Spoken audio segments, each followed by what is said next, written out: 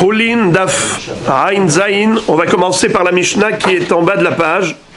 Ashochet et abehema umatzaba shilia nefesh hayafa tochlena ve'ena metam'a lo tum'at ochalin ve'lo tum'at nevelot hishev aleha metam'a tum'at ochalin aval lo tum'at nevelot shilia shiyatzta miktzata asura ba'achila siman vlad ba'isha ve'siman vlad ba'behema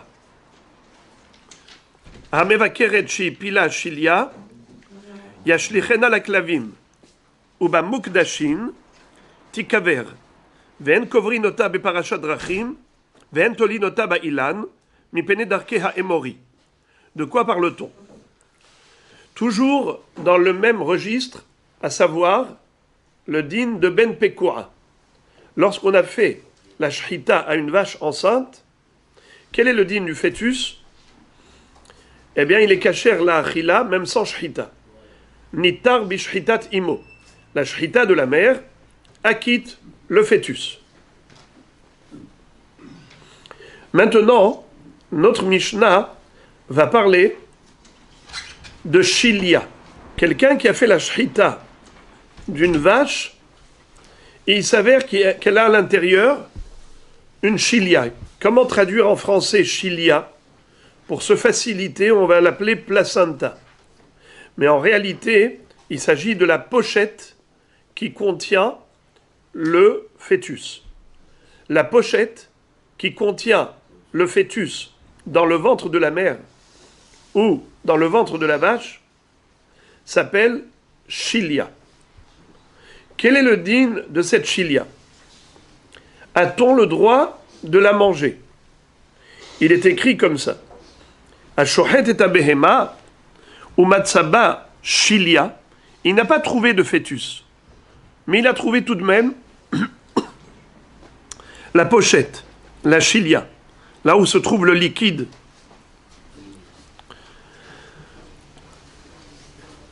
Eh bien, est-ce qu'on peut manger cette shilia ou bien c'est ever minahai? Réponse oui, c'est moutard de manger. Seulement, c'est dégoûtant, c'est écœurant. Eh bien, nefesh hayafa tochlena. Nefesh hayafa, c'est-à-dire une âme forte. Quelqu'un qui n'est pas sensible, qui n'est pas douillet et délicat, il n'est pas écœuré. Il pourra manger cette chilia. Quelqu'un qui est écœuré, il voit la chilia comme ça, la pochette, la poche où se trouve le fœtus, tout seul, c'est écœurant, c'est dégoûtant. Il ne mangera pas. Mais si quelqu'un est capable de manger, parce qu'il se trouve peut-être très affamé, et il nous pose la question, il nous dit, est-ce que j'ai le droit de manger cela? On lui dit, mais est-ce qu'il y a eu shrita? Il répond, oui, c'était dans le ventre d'une vache, et on a trouvé cette chilia dedans. Il n'y avait pas de bébé. Il y avait une chilia. Alors, il nous dit, c'est mouta, regardez Rashi, pourquoi c'est permis? Tochlena velo amrinan ever mina hayhi. Shegamhi niteret bishritat ha'em. Ça veut dire, le fœtus, on l'a appelé comment? Behema. Et d'où on a appris que un fœtus dans le ventre de la vache et kasher la achila, c'est un pasouk. Chol behema, mafreset parsa oshosaat shesa baperasot, ba behema, ota tochelu. On a appris que kol behema, ba behema, ota tochelu. La shrita de la mère acquitte le fœtus qui est en elle. Behema, ba behema. Mais si je prends un corps étranger, comme par exemple le placenta, comme par exemple la chilia, qui est un corps étranger, et c'est pas une behema, peut-être que ce serait interdit. C'est ni une partie de la vache, c'est un corps étranger, Dans l'anatomie, naturellement, une vache, elle n'a pas de chilia. Donc quand on fait une shrita à une vache, il n'y a pas de corps étranger en elle. Et si tu vas me dire que la Torah a autorisé Behema ba Behema, elle a autorisé Dafka Behema ba Behema. Mais ça ne correspond à rien. La chilia, peut-être qu'elle est Ever Minachai, parce que la shrita de la vache n'a pas rendu ce morceau moutard, parce qu'il ne correspond ni à l'anatomie de la vache, ni en tant que fœtus, c'est pas le fœtus, alors c'est quoi? C'est quand même l'enveloppe du fœtus. Puisque c'est annexé au fœtus, de la même façon que la Torah dit que la shrita acquitte le fœtus, comme on l'a pris du pasuk, Bechol behema, ba behema, ota tochelu, alors même l'enveloppe qui est là pour contenir le fœtus, c'est aussi kasher par la shrita. Seulement après, c'est une question personnelle. C'est déjà, ça dépend de chacun. C'est subjectif. C'est pas objectif, c'est subjectif. Tu es écœuré ou pas? Tu n'es pas écœuré? Mabrouk, chavod, bete avon, mange, moutar. Il n'y a pas le issour de Ever Minachai. C'est ce que nous enseigne la Mishnah.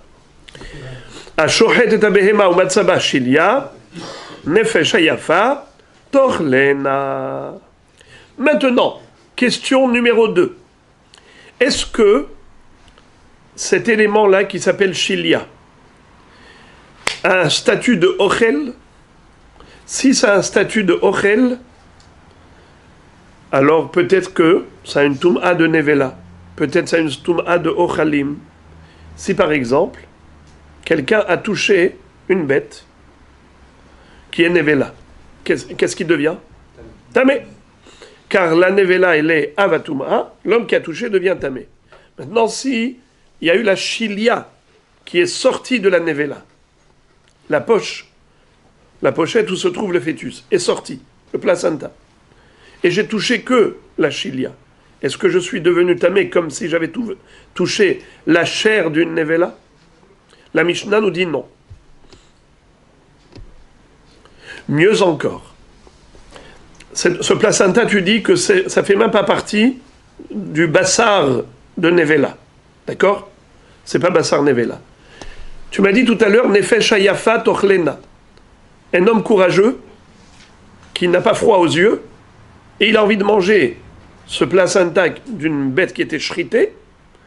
D'accord? Il met dans sa poêle et ainsi de suite, il mange. Nefesh hayafa tochlena.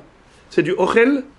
Si c'est du ochel, nous avons un din de Tum'at Ochalim. Par exemple, si j'avais un reptile mort et j'ai touché avec du ochel, qu'est-ce qui devient le ochel? Tamé. Nachon, Rishon la Tum'a. Si je prends la chilia d'une bête qui était tehora, Nachon, j'ai fait la shrita, tu m'as dit, je peux manger la chilia qui est dedans, je peux la manger. Je prends un reptile mort et je touche cette chilia que j'ai trouvée dans le ventre d'une vache qui était cachère. Je lui ai fait la shrita. Tu m'as dit, je peux manger. Je prends un reptile mort et je touche. Est-ce que cette chilia maintenant, elle est tamée betum'at ochalim? Vous me dites en principe oui. Si on va d'après la svara classique, eh bien du ochel mekabel tum'a. Figurez-vous que on nous dit comme ça. Ena mitam'a lotum'at ochalim velotum'at nevelot. La chilia ne revêt ni la dimension de avatum'a du nevela, si cette chilia était du nevela, et ni la dimension de tum'at ochalim, si j'avais extrait cette chilia d'une bête qui était shritée. Eh bien qu'on ait dit que celui qui est courageux, il peut manger, ça n'a pas le statut de ochel. Quand est-ce que ça aura le statut de ochel? Ça peut le devenir, et là c'est étonnant. Un ochel un élément peut avoir le statut de ochel naturellement, et il peut ne pas avoir le statut de ochel naturellement, et ça dépendra de quoi? De la mahashava. Un homme courageux qui a décidé d'en faire un ochel, eh ben c'est du ochel. Mais si quelqu'un de normal dit, mais ça c'est écœurant, dégoûtant, répugnant, à jeter immédiatement à la poubelle, un homme pareil pour lui, c'est pas du ochel. Eh bien, ce n'est pas du ochel. Si tu prends un reptile mort et tu mets au contact de cette chilia, ça n'est pas tamé du tout. C'est comme si tu prenais une pierre, un morceau de bois. Il va devenir tamé parce que tu l'as mis au contact du reptile mort? Non. Eh bien là aussi, c'est un morceau de plastique. 2 secondes. 2 secondes encore. 2 secondes. Ve'ena mitam'a lotum atochalin velotum at nevelot. Hishev aleha mitam'a tum atochalin aval lotum at nevelot. Mais s'il a une mahshava, c'est-à-dire s'il a décidé de faire de cette chilia un bon steak, eh bien, enfin un bon steak, il en a fait quelque chose pour manger, eh bien, il a transformé en achila. Donc vous avez appris quelque chose de grand. La chilia, elle n'est même pas considérée bassar de nevela, ou non. Ça veut dire que même si elle appartenait à une nevela, elle n'est pas metam'a comme avatum'a. Pourquoi? Parce que c'est même pas bassar. Ce n'est pas metametumatochalin, même si tu prends un reptile mort et tu prends d'une behema qui est kshera, tu prends la chilia et tu mets au contact, c'est du plastique. La chilia, c'est comme du plastique. C'est pas mekabel tum'a. Pourquoi? Parce que ce n'est pas du ochel. Tum'a tochalim, c'est si c'est du ochel. Ça, ce n'est pas du ochel. C'est pas mekabel tum'a. Troisième hidouche, si tu as décidé d'en faire du ochel, parce que tu es un super courageux, tu es un homme, tu adores faire des exploits, tu aimes les prouesses, tu aimes faire démontrer aux gens que tu es capable de faire l'impossible, eh bien d'accord, tu as été capable de prendre cette chilia et de la mettre dans ta poêle et de la manger, toi tu en as fait du ochel. Désormais, si tu as pensé manger cette chilia, tu l'as transformée en ochel. Maintenant, si tu prendras un reptile mort et tu touches la chilia, cette chilia deviendra rishon latum'a, puisque c'était au contact du avatum'a. Donc toi, tu l'as rendu ochel. À vous la question. C'est pas une question. C'est pour le fils d'un ami qui opère du cerveau, là, le nom d'une réfoua chez les mains. Que le zéchou de notre limoud à Torah de ce matin soit dédié à la réfoua chez les mains de Ilan Shalom, Ben Haï et Sarah Cohen. Ben Haï et Sarah Cohen, שהשם ישלח לו רפואה שלמה. וגם למאיר בן מזל, שהשם ישלח להם רפואה שלמה. בתוך שאר כל חולה וחולות עמו ישראל, כן יהי רצון.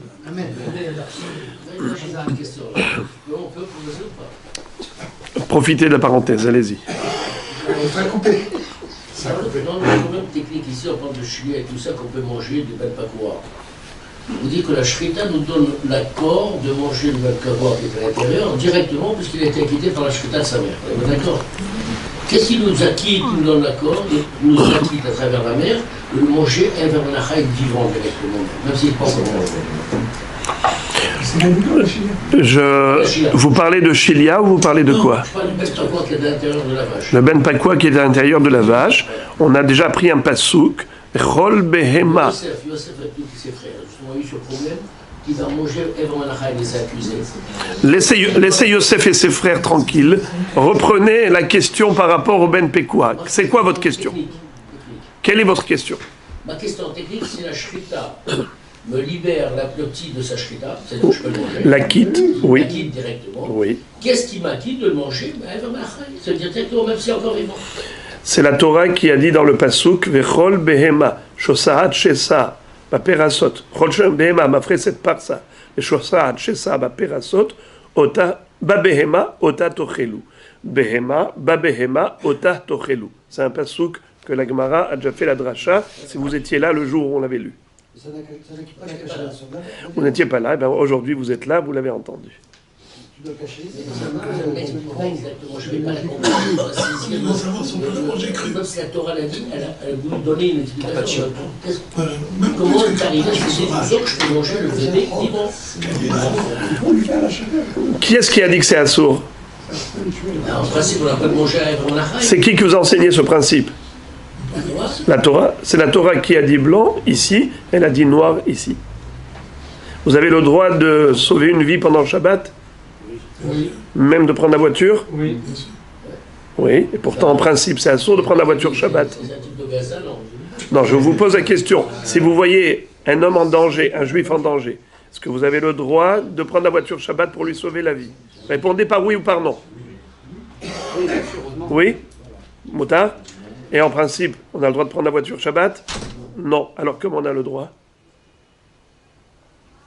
Réponse, celui qui a dit à sourd de prendre la voiture Shabbat en général, c'est lui qui a dit qu'il y a une exception à la règle. Donc la règle est une règle et l'exception est une exception. Là aussi. C'est bon? Zéou! Ça dépend de la personne qui décide s'il va la manger ou pas. Parce que c'est subjectif, c'est pas objectif. Étant donné que le ochel, c'est pour lui c'est du ochel, eh bien pour lui c'est du ochel. Si un homme en fait du ochel, en général ce n'est pas du ochel. Alors je vais peut-être développer davantage la réponse à la question de Rabbi Nissim. Comment se fait-il que la chilia, qui n'est pas mangeable dans l'absolu, pourrait être considérée ochel par rapport à l'homme qui est propriétaire de cette chilia et qui décide de la manger? Et l'homme transforme ce qui n'est pas ochel en ochel. Comment est-ce possible? Bonne question. Réponse, on a déjà retrouvé cette notion à propos de la Toum'a. Quelqu'un, par exemple, qui a une peau de bête. La peau de bête, en soi, n'est pas Mekabel Toum'a. Pourquoi? Parce que ce n'est pas un Kéli. Mais si l'homme a décidé de prendre cette peau de bête et d'en faire un tapis pour s'asseoir dessus, comme si c'était une chaise, eh bien oui, ça deviendra un Kéli et ce sera Mekabel Toum'a. Ça veut dire que l'homme a la capacité de conférer à un élément qui, de manière neutre, n'a pas le statut d'être Mekabel Toum'a, parce qu'il est ni Kéli ni Ochel, eh bien l'homme peut le transformer en Kéli avec sa Mahashava, il peut le transformer en Ochel avec sa Mahashava. C'est ce qu'on appelle Yored le Toum'a be Mahashava. La Mishnah continue et nous dit Shilia shiyatzta miktsata asura ba'achila siman vlad ba'isha et siman vlad ba'behema. Qu'est-ce que ça veut dire? Maintenant qu'on a appris qu'en effet la shrita de la mère acquitte le petit, c'est seulement lorsque le petit se trouve à l'intérieur du ventre de la mère. Mais vous vous souvenez de la halakha qu'on avait déjà apprise, Mishnah Meforeshet, que si la tête du fœtus est déjà sortie à l'extérieur, ensuite il a ramené la tête à l'intérieur, et j'ai fait la shrita de la mère, est-ce que le fœtus est mangeable? Non. Répondez par oui ou par non. Non. Pourquoi non? Il est sorti. Comment? Areouk et Yaloud. On avait dit que la tête est considérée comme la totalité du fœtus. Si la tête est sortie, c'est considéré comme Yaloud. Si ensuite il revient à l'intérieur, Gamarnou. Vous vous souvenez qu'une fois vous avez posé la question, quel est le din si je prenais une béhéma, je la mettais à l'intérieur? Eh bien non, c'est pas bon. Pourquoi? Quand est-ce que c'est considéré comme valable? On peut acquitter le fœtus que lorsqu'il n'est jamais né. Il faisait partie encore de sa mère. Mais si il est déjà yaloud, et après il est retourné, is not good. Bassar bassadé terefa lotochelou. Même pour une patte. À plus forte raison, s'il est né entièrement, c'est sûr que la shrita de la mère ne la quitte pas. Sauf que, quand il est déjà yaloud, eh bien tu feras la shrita au fœtus séparément. Bien sûr, puisqu'il est déjà nolad. Question. Quel est le din si j'ai vu que la pochette sortir? J'ai pas vu ce qui est sorti. La tête ou la patte. Je vois juste une partie de la pochette, du placenta, qui est sortie, et c'est rentré à nouveau. Shilia shiatzta miktsata asura ba'achila. Eh bien,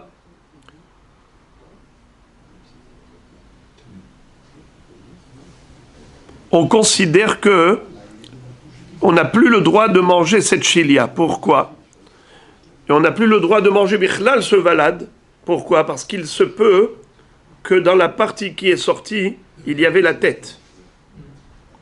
Et même parfois, si par exemple on trouve qu'il n'y avait pas de vlad, il y avait juste une pochette, peut-être que le vlad qui était à l'intérieur a été fondu par une maladie qui a détruit le valad. Il ne restait plus que la poche. La poche est sortie, mais il y a peut-être dedans le mihouï à valad. L'embryon qui a été complètement fondu. Et donc il n'y a plus qu'un liquide. Et dans ce liquide, peut-être qu'il y avait le liquide de la tête, qui est considéré comme étant le haïkar de la bête, et par conséquent, c'est Kiloukvar Nolad.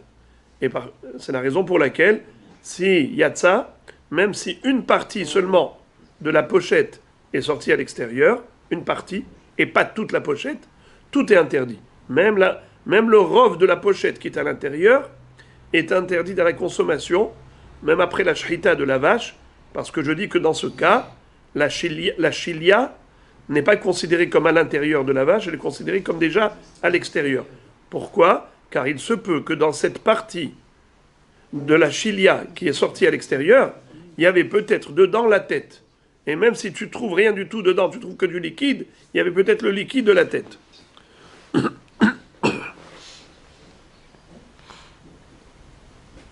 Regardez comment ça s'appelle. Siman Vlad Baisha, Siman Vlad Babehema. C'est-à-dire, nous avons une règle que la chilia, la pochette, est un siman est une preuve qu'il y a à l'intérieur d'elle le vlad. Que ce soit chez les humains, pour une femme, donc la pochette qui contient le bébé chez une mère, chez une femme, eh bien, dès que c'est sorti à l'extérieur, on considère que dans la pochette, il y a forcément le vlad. Si c'est d'une vache, par exemple, qu'il s'agit, il y a forcément le vlad. La chilia est un siman vlad baisha, est un siman vlad babehema. Ne pense pas que la pochette elle peut être vide. Non. Même si tu ne vois pas le vlad, il y a dedans du vlad. Et si ce n'est pas un vlad entier, c'est un vlad fondu. Ça veut dire que chilia égale vlad. Parce que dans la chilia, il y a forcément un vlad. Donc, chilia, siman vlad, baisha. Chilia, siman vlad, babehema. C'est la raison pour laquelle, même si une petite partie de la chilia est sortie, nous craignons qu'il y avait dedans la tête de la behema, et par conséquent, la chilia n'est pas cachère par la shrita de la mer. On continue. Hamevakeret shehipila chilia yashlichena la kelavim uba mukdashin tikaver. Hamevakeret shehipila chilia yashlichena la kelavim. Qu'est-ce que ça veut dire?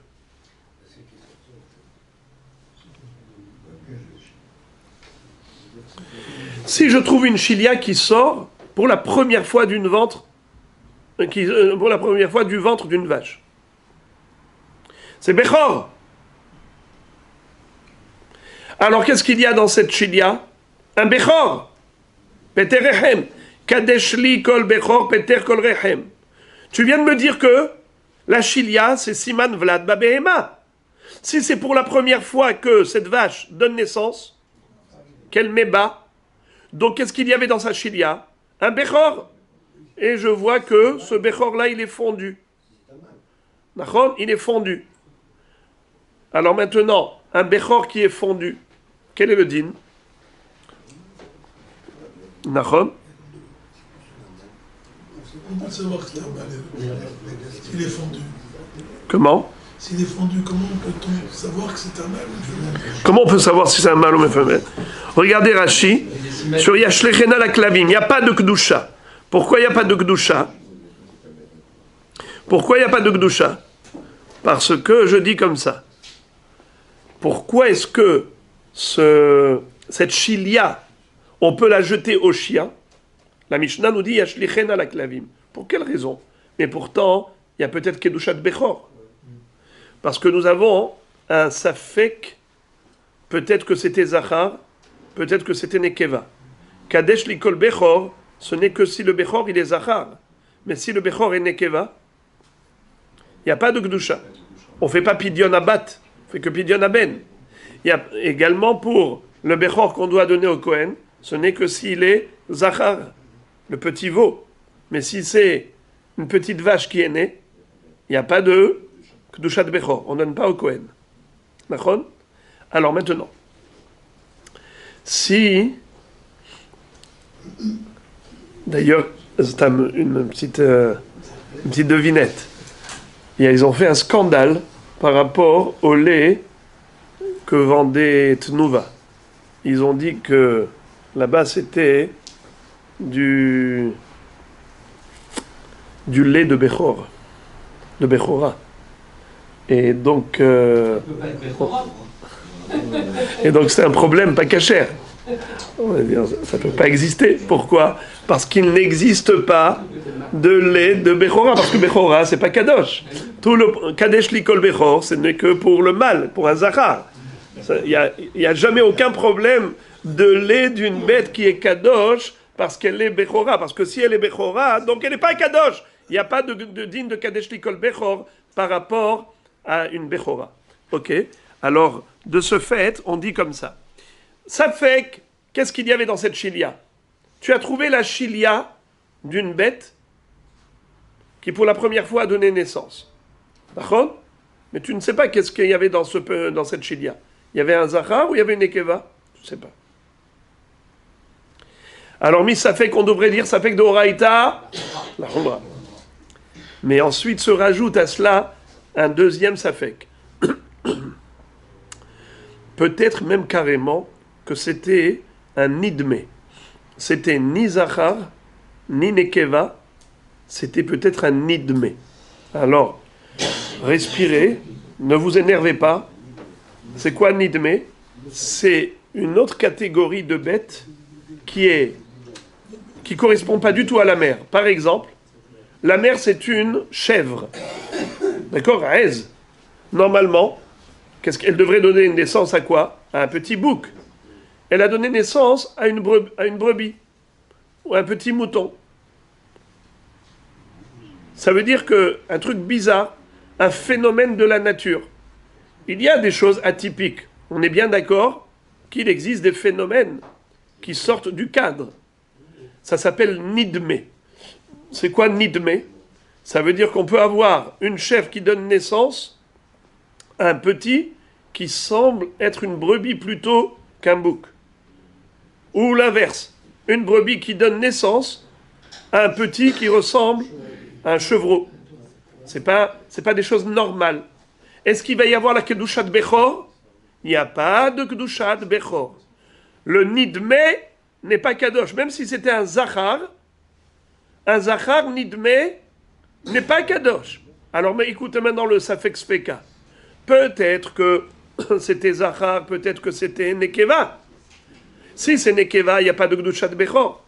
Mais même si on disait que c'était un Zachar, mais peut-être que c'était un Zachar Nidmé. Et si c'est un Zachar Nidmé, il n'y a pas de Kedushat de Bechor. Voilà pourquoi la chilia, la pochette de ce petit fœtus que tu as trouvé dans le ventre de la Meva Keret. C'est quoi Meva Keret?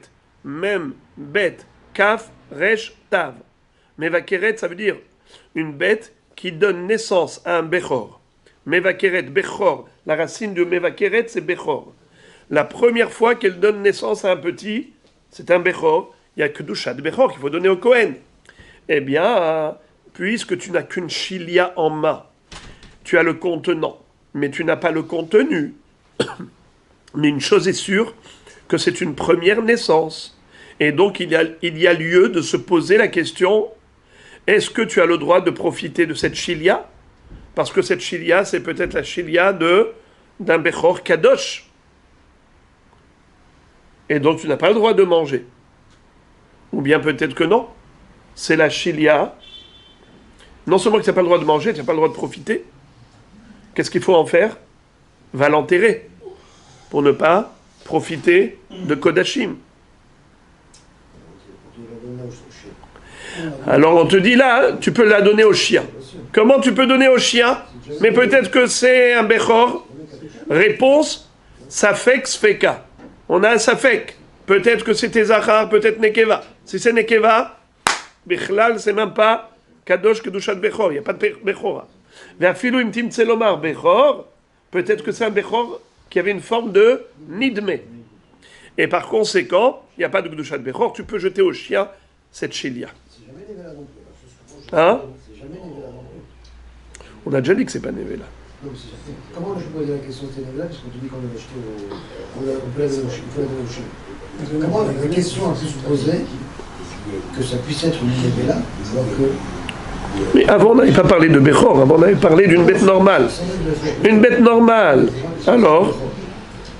Alors, qu'est-ce que vous posez comme question? Ici, la question est de savoir, est-ce que il y a une Kedushat Bechor ou il n'y a pas de Kedushat Bechor? Réponse, il n'y a pas. Pourquoi? Ça fait que c'est. Maintenant, si c'est Ben Mukdashin, Tikaver. Par exemple, si la BMA c'était Korban, comme une BMA qui était Shlamim. On sait que Shlamim, ça peut être Nekeva. Et elle a avorté une pochette. Elle a fait tomber une petite pochette, une chilia. Qu'est-ce que j'en fais? Eh bien, Tikaver. J'ai pas le droit de profiter de quoi? J'ai pas le droit de profiter de cette chilia. Pourquoi?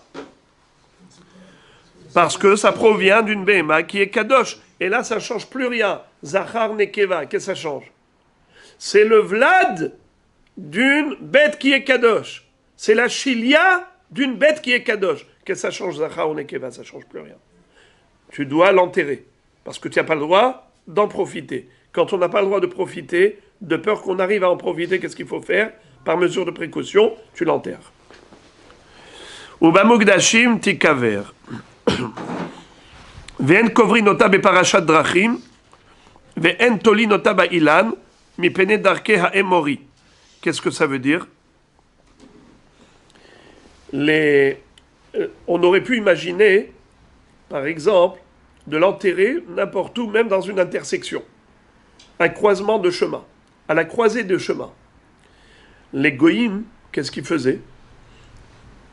Ils avaient une ségoula.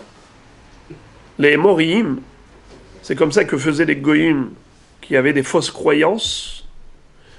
Quand ils voyaient une bête qui faisait des fausses couches, alors ils ont dit, cette bête-là, à chaque fois, elle va nous faire des fausses couches. Alors nous, on veut des moutons. Nous, on veut des troupeaux. Si la bête a fait des fausses couches, un troupeau qui fait des fausses couches, c'est chlet. Nous, on veut des behemoth ben kayama. Ils avaient une ségoula. Qu'est-ce qu'ils faisaient? Ils prenaient le placenta de la fausse couche et ils le mettaient où? Dans la croisée des chemins. Et ils disaient, ça arrête les fausses couches. Ou bien, il accrochait sur un arbre le placenta. Et il disait, à partir du moment où tu prends le placenta de la fausse couche, tu accroches sur un arbre, ça y est, c'est fini. Il n'y aura plus de fausse couche. Nous, juifs, on n'a pas le droit de faire ça. Bien qu'on ait dit qu'on n'a pas le droit de profiter de la chilia. Et il faut la mettre hors de portée de main, pour ne pas qu'on arrive à en profiter par erreur. Qu'est-ce qu'on en fait? On l'enterre, pour être sûr de la rendre inaccessible. Tu aurais pu imaginer aussi de l'accrocher sur un arbre, elle devient aussi inaccessible. Assour de l'accrocher sur un arbre, assour de l'enterrer à la croisée des chemins, dans une intersection. Pourquoi? Darke ha-emori. C'était l'habitude des Emoriyim, qui avaient des fausses croyances. Or, nous, juifs, on a une interdiction de croire en ces choses et de faire ces choses-là. Toutes ces pratiques sont frappées d'interdiction de l'ota'ase kema'asehem. Rachidi, Darke ha-emori, nihush. C'est du nihush.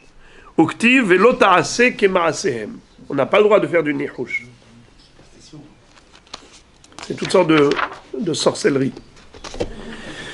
Très bien. On a terminé la Mishnah. Commençons la Gemara. On ne peut pas la brûler. Hein? On ne peut pas la brûler. La brûler, pourquoi la brûler? On est sûr qu'on ne la touche pas, on ne l'utilise pas. Elle va par le chien, elle va nulle part. Brûler, c'est du Kodesh.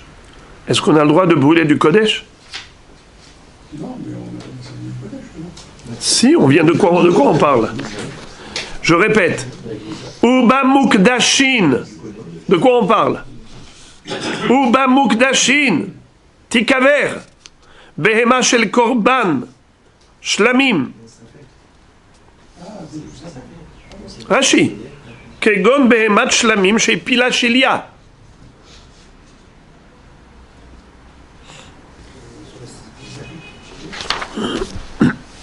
Gemara. Menaha Nemile.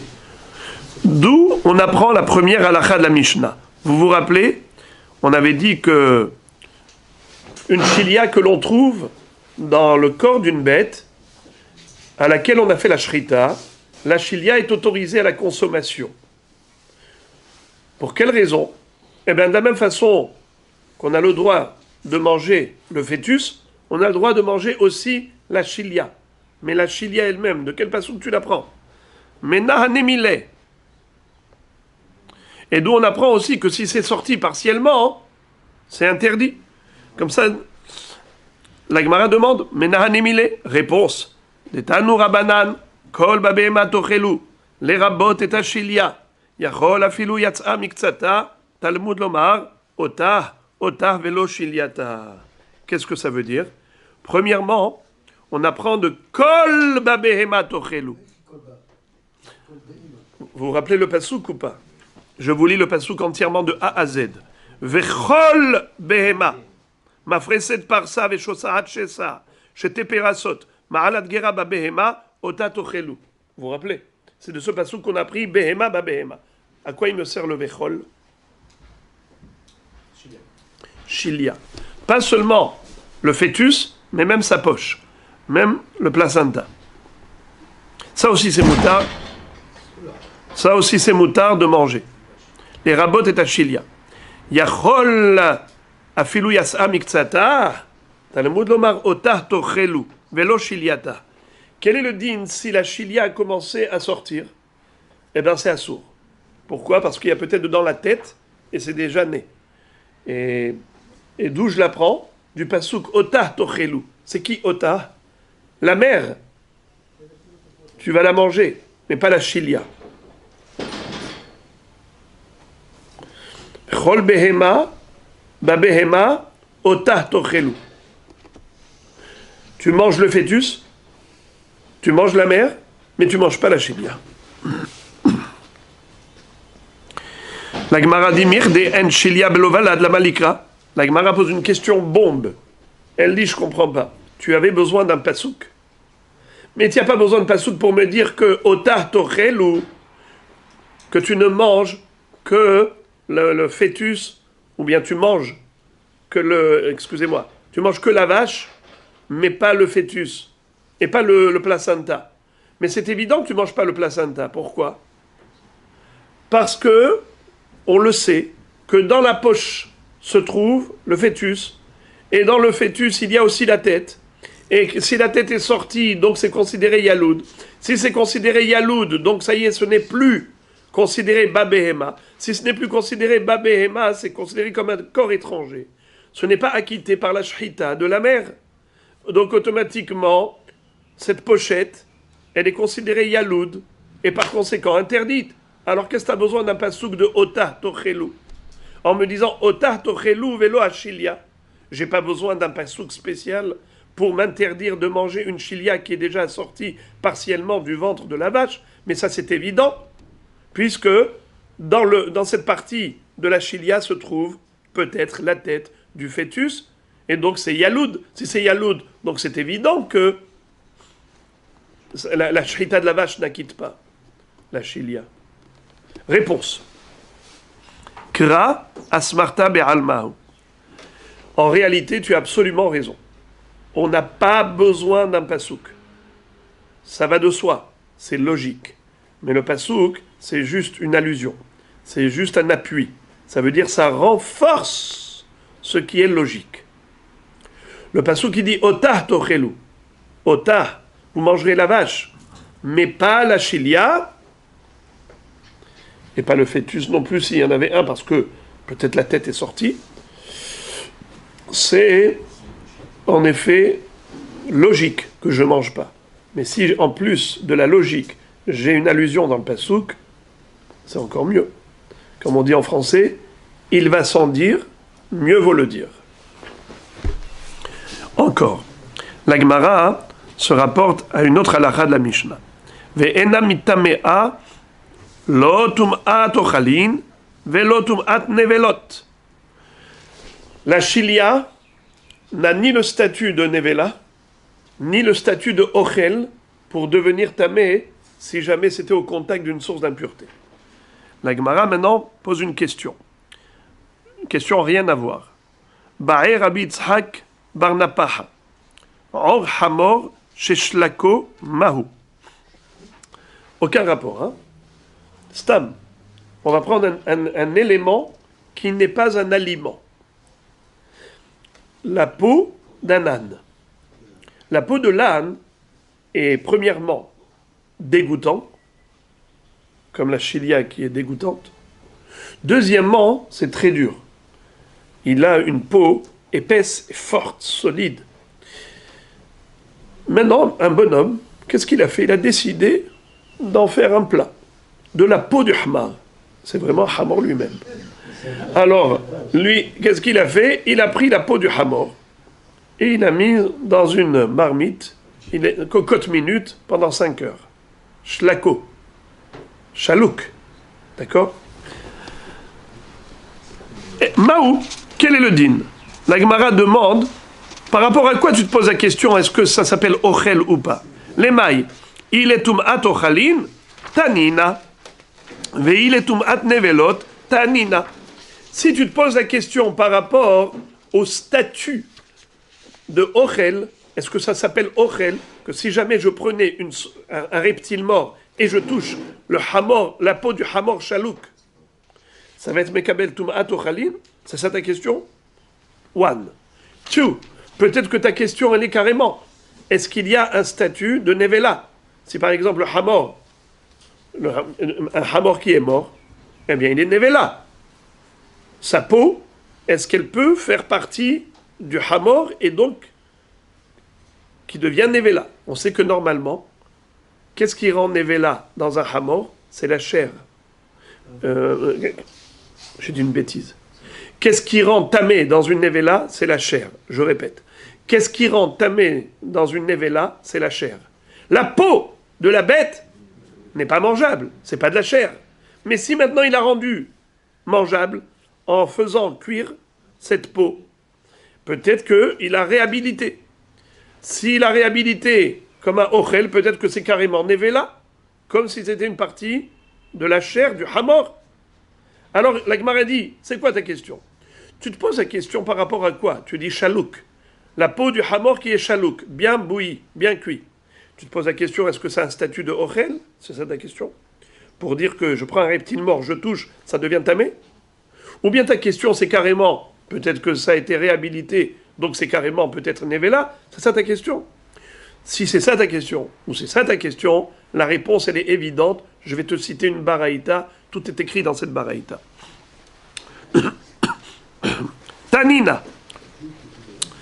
Tum'at ochalim detania haor ve'ashilia enam mitameim tum'at ochalim.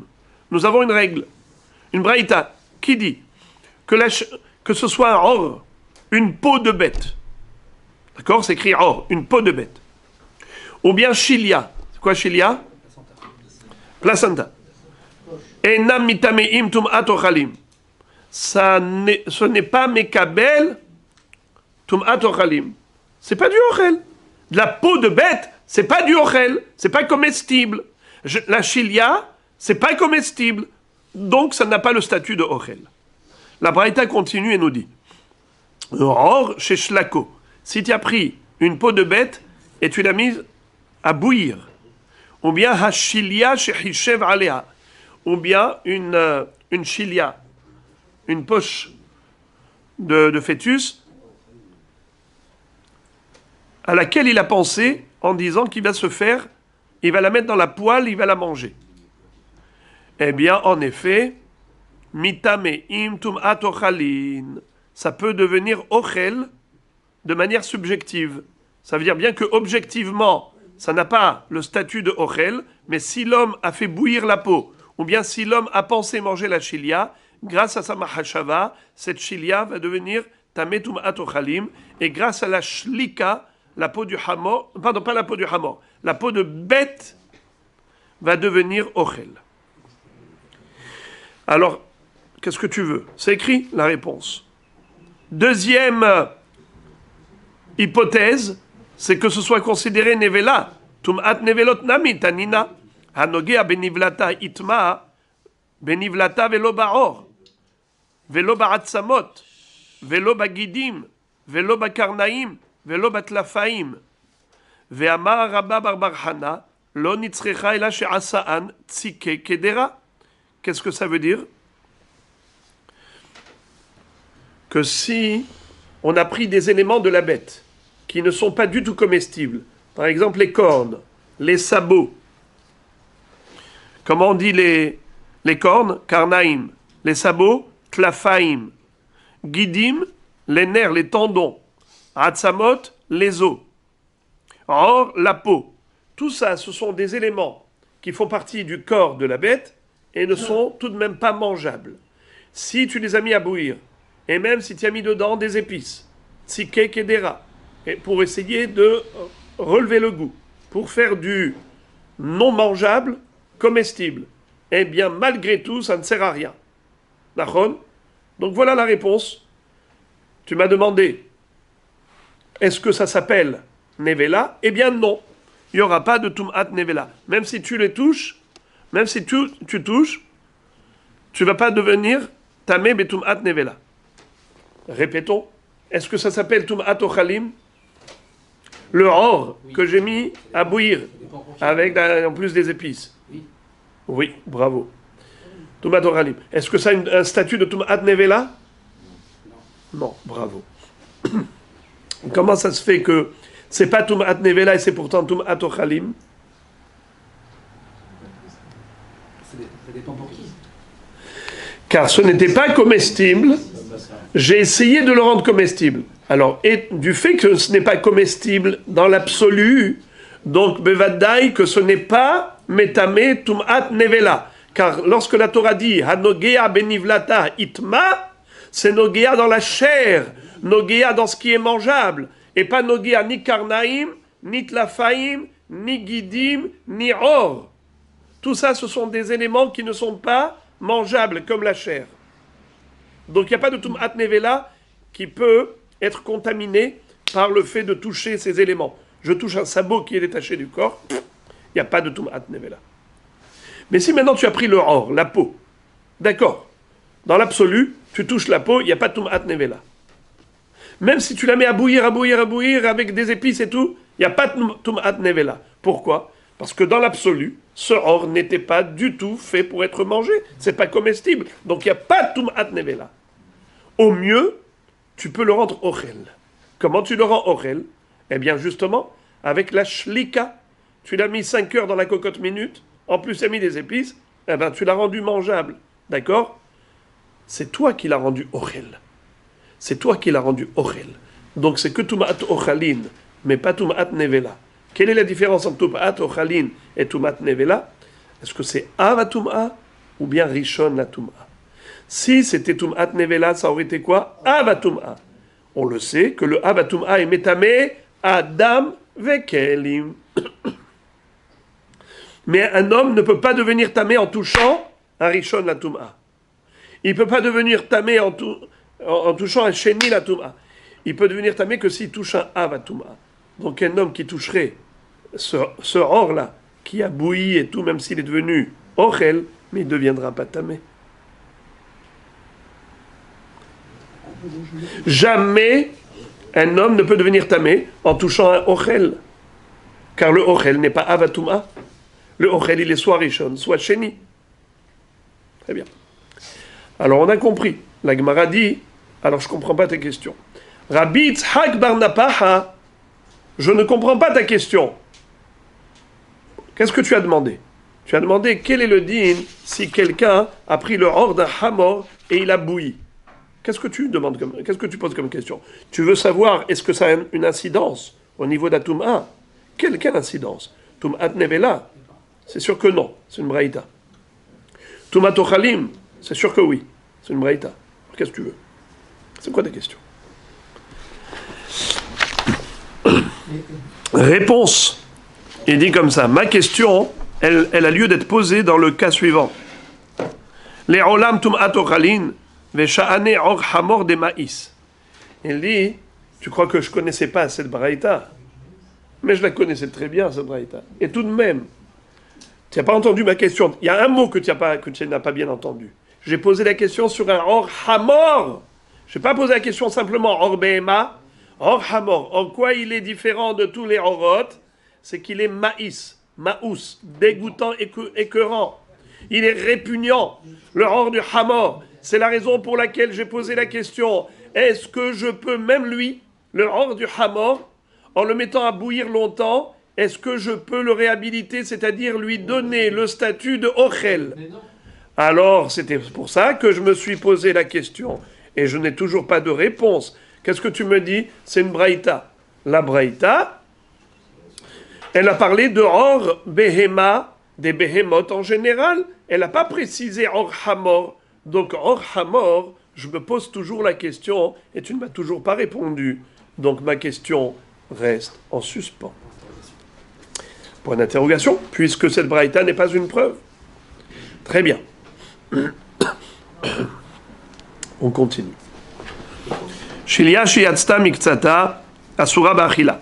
On avait appris dans la Mishnah que si j'ai fait la shrita d'une vache, mais avant que je fasse la shrita, il y avait déjà la chilia qui est sortie dehors. Une partie de la chilia qui est sortie dehors. On s'était dit que quoi? Qu'il y avait peut-être la tête dedans, et par conséquent, c'est comme si c'est déjà né. Et si c'est déjà né, comme si c'est déjà dehors. Et donc la shrita de la vache ne va pas autoriser la chilia. Bravo. Amar Rabbi Elazar. Lo shanu ela shen imah valad. Aval yesh imah valad. En chosheshin levalad acher. Qu'est-ce que ça veut dire? Là, on va rentrer à Botaï dans des complications. Dans une partie de la Gemara, maintenant, ça va être un peu compliqué. Il y a un petit grumeau ici. Mais après qu'on va sortir du tunnel, après, ça redevient facile. Mais là, maintenant, on va traverser un petit tunnel. Regardez la mahloquette qu'on va avoir entre Rabbi Elazar et Rabbi Yochanan. Regardez ça.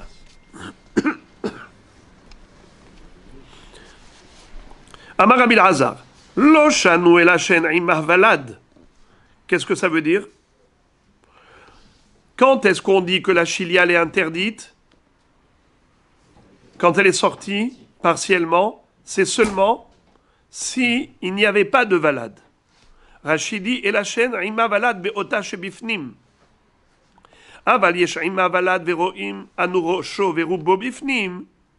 En chosheshin shema od haya vlad acher im ze veyatsa veshilyazu shelohi veze shebifnim kvar yatsa shilyato. Mikol makom shilyazu asura de shema shel valad acher haïta. Qu'est-ce que ça veut dire? Peut-être qu'il y avait deux jumeaux dans le ventre de cette vache. C'est-à-dire, Rabbi Elazar te dit, attention, la Mishnah, quand elle t'a interdit la chilia, en te disant que peut-être le Vlad est sorti avec la pochette, parce qu'on a dit qu'il n'y a pas de chilia sans valade. Donc si la chilia elle est sortie partiellement, donc il y a certainement dedans une partie du valade, peut-être même la tête, et par conséquent c'est comme si c'est déjà né, c'est déjà à l'extérieur, et donc c'est pas caché avec la shrita de la vache qui vient après. La Gemara dit, mais attends, si je vois qu'il y a un vlad à l'intérieur, j'ai la chilia qui est sortie, et je vois qu'il n'y a rien. Le vlad, il est entièrement dedans. Je peux te dire que, en fait, Loshanu elachen imma valad. Aval yesh imma valad en hosheshin et valad acher. Qu'est-ce que ça veut dire? Im yesh imma valad. Si le valad se trouve à l'intérieur et je vois que il n'est pas sorti dedans, il n'est pas sorti du tout, tout était à l'intérieur, il y a juste la chilia qui est sortie, c'est motard.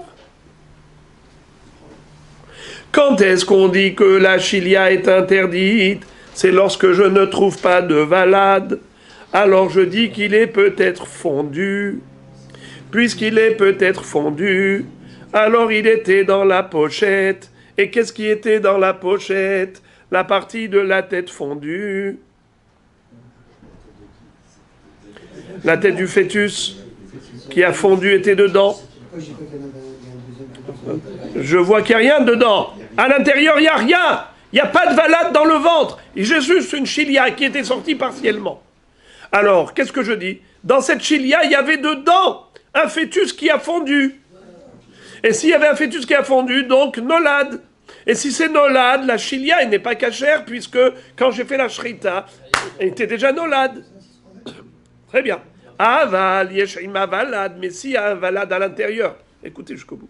S'il y a un valad à l'intérieur, et la pochette elle est sortie la première, et je vois que dans la pochette il n'y a rien du tout, et le valad il est entièrement à l'intérieur, c'est moutard. Pourquoi? J'ai vu que quand j'ai sorti la pochette elle est sortie toute seule. Yesh ima valad. J'ai tiré la pochette. Moi je tire la pochette, et je vois qu'il n'y a rien qui sort avec. Après que j'ai tiré la pochette, j'ouvre à l'intérieur, après la shrita, j'ouvre à l'intérieur, il y a un valad. D'où elle sort cette pochette-là que moi j'ai tirée? Bravo! C'est celle qui a entouré le vlad. Est-ce que le vlad est sorti? Non! Alors, Moré Verabotaï, qu'est-ce que je dis? Le valad n'est jamais né. D'accord? Le valad n'est jamais né. Alors maintenant, s'il y a juste une petite partie de la chilia qui est sortie, je vais interdire toute la chilia. Bravo! Je vais couper que le petit morceau. Mais tout le reste qui est à l'intérieur, bravo. C'est comme une bête qui a fait sortir la pâte. Je coupe la pâte et le reste est cachère. Pareil. La chilia, elle est sortie partiellement. Je coupe la partie qui est sortie. Tout le reste est cachère. Mais attends, tu sais quoi? Moi, je vais te couper le cheveu en 4. Écoute-moi bien. Peut-être que... il y avait deux fœtus. 2 jumeaux. Un dans le vlad et un qui est resté. Et il y avait donc 2 pochettes. Et un jumeau, il a été fondu. Il est fondu et il est dans la pochette que j'ai tirée. Et peut-être dans la petite partie que j'ai sortie, qui est sortie, il y avait dedans la tête fondue. Du jumeau qui a fondu. Et maintenant, après, tu dis, attends, alors dans ce cas-là, où est-ce qu'elle est la deuxième pochette du fœtus qui est resté entièrement à l'intérieur? Il y a dedans un fœtus entier. Où elle est sa pochette? Ah, je vais te dire, sa pochette, il a perdu. Sa pochette à lui, sa poche, elle s'est enlevée de lui. Elle est sortie déjà. Il y a une poche qui est sortie complètement. Le vlad, il est resté entièrement dedans. Il y avait un jumeau qui avait une pochette et qui, le jumeau, lui, l'a fondu. Et cette petite pochette qui est sortie, c'est peut-être le jumeau. Pourquoi tu ne penses pas à l'impossible? Pourquoi tu ne penses pas plutôt au possible? Et donc, comment se fait-il que tu dis que quand est-ce que la chilia est interdite, même si elle est sortie que partiellement, même minoritairement? C'est seulement dans le cas où il n'y a pas de valade à l'intérieur. Alors, s'il n'y a pas de valade à l'intérieur, qu'est-ce que tu dis? Où est-ce qu'il est le fœtus? Il est fondu. Où est-ce qu'il est fondu? Dans la pochette. Et qu'est-ce que je fais Qu'est-ce qui est sorti quand le début de la pochette est sorti? Peut-être la tête, la fonte de la tête. Et dans ce cas-là, Ça s'appelle nolad. C'est déjà nolad. Donc la shrita de la vache n'aura pas autorisé ni la partie sortie, ni même la partie majoritaire qui est à l'intérieur. Rabbi Lazar, il vient et te dit, Yedidi Ayakar, ne va pas chercher midi à 14h, ne va pas couper le cheveu en 4, n'essaye pas de te chercher des problèmes. Ce sont des faux problèmes. Normalement, tu as trouvé un fœtus, il y a un fœtus, il y a une poche, il y a une chilia. Dans la minorité qui est sortie, tu as touché, tu as vu qu'il n'y avait rien du tout. Il n'y a ni la tête, il n'y a ni le pied, il n'y a rien du tout. Il y a juste un petit bout de chilia qui est sorti. Et après ça, quand tu as terminé la shrita, tu as ouvert, qu'est-ce que tu as vu? Tout un petit veau à l'intérieur, tout un fœtus. Eh bien, mon cher ami, que tu saches, le petit morceau qui est sorti, tu le coupes, comme une pâte qui est sortie. Tout le reste, qui était majoritairement dedans, cachère. Pourquoi cachère? Parce que c'était à l'intérieur.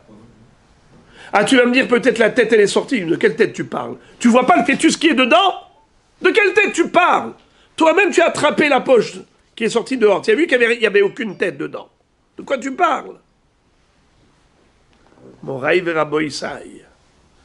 Ici, le chidouche de Rabbi Lazar, c'est de dire, ne va pas imaginer des choses qui sont peu probables. De dire qu'en fait, il y avait peut-être 2 jumeaux, et peut-être il y avait 2 pochettes, et la pochette du fœtus en bonne santé est déjà sortie, est déjà perdue. La vache, peut-être qu'elle a perdu ailleurs. Et maintenant, il y avait un deuxième jumeau, qui lui est mort fondu, et il se trouve dans la pochette qui commençait à sortir, c'était une deuxième pochette. Et donc peut-être que cette chilia-là, qui est sortie minoritairement, il y avait dedans un jumeau qui était fondu, et ce qui était sorti, c'était la tête fondue.